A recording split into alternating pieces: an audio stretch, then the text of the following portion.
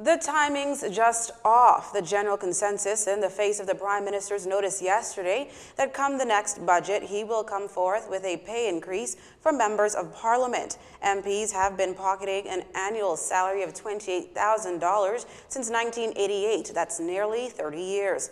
But while some callers into the Love 97 Daily Talk Show issues of the day with host Wendell Jones don't necessarily disagree with the proposal, they question the timing.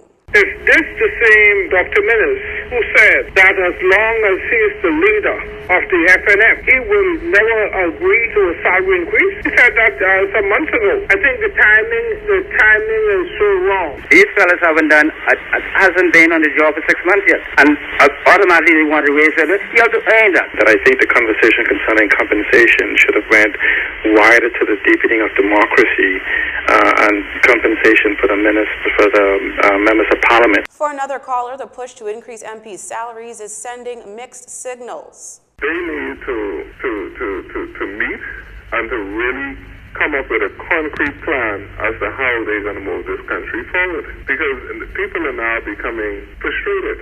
And then, it isn't that people don't want to give MPs more money, People say, they're just sending my cousin home and my sister and my brother, and now you want to pay yourself more money. What you doing for this country? There's long been a call for full-time parliamentarians. Meantime, the Democratic National Alliance leader Christopher Mortimer finds the Prime Minister's proposal to hike the salaries of MPs sickening, hypocritical, and proof that Dr. Minnis is a far cry from the transformative leader he wishes to think he is. The Prime Minister has indicated in 2014 that he couldn't support the upgrade or the rise in parliamentaries' pay because the hardship that the Bahamian people were going through.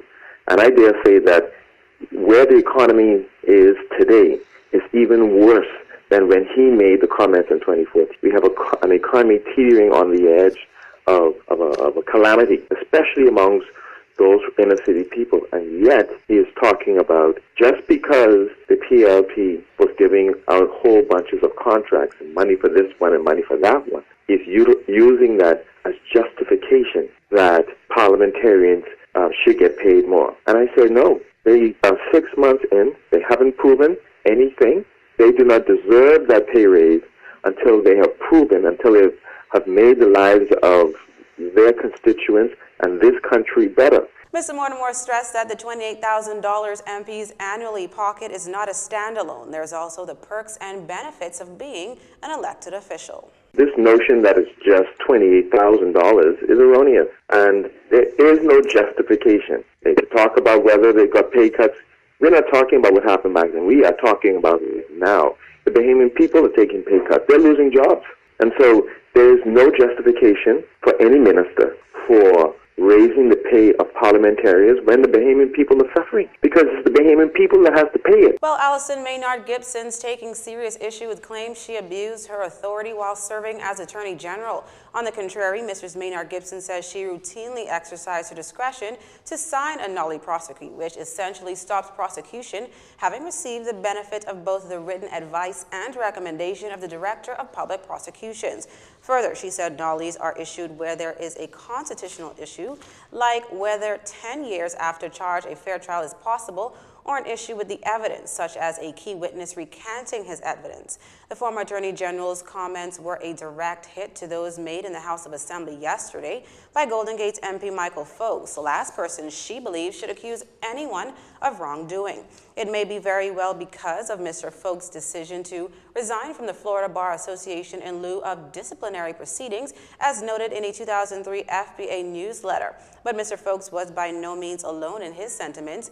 Contributing to the final leg of debate on a constitutional amendment, Prime Minister Dr. Hubert Minnis yesterday roundly accused the former government of abusing the grantee of nolle prosequis. At the time, he cited the case in which then acting Attorney General Jerome Fitzgerald nollied the case of a couple suspected of illegal firearm and ammunition possession.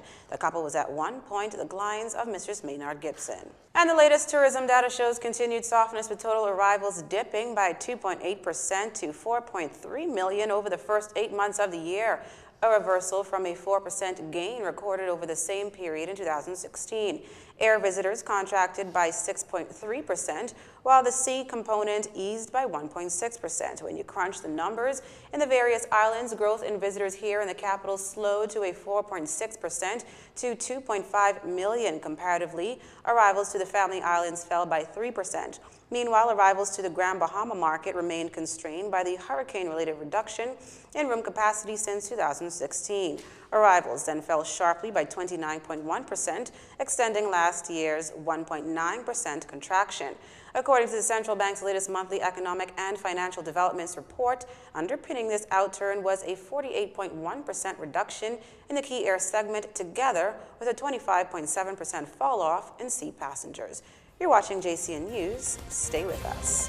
This segment of the news was brought to you by Alive.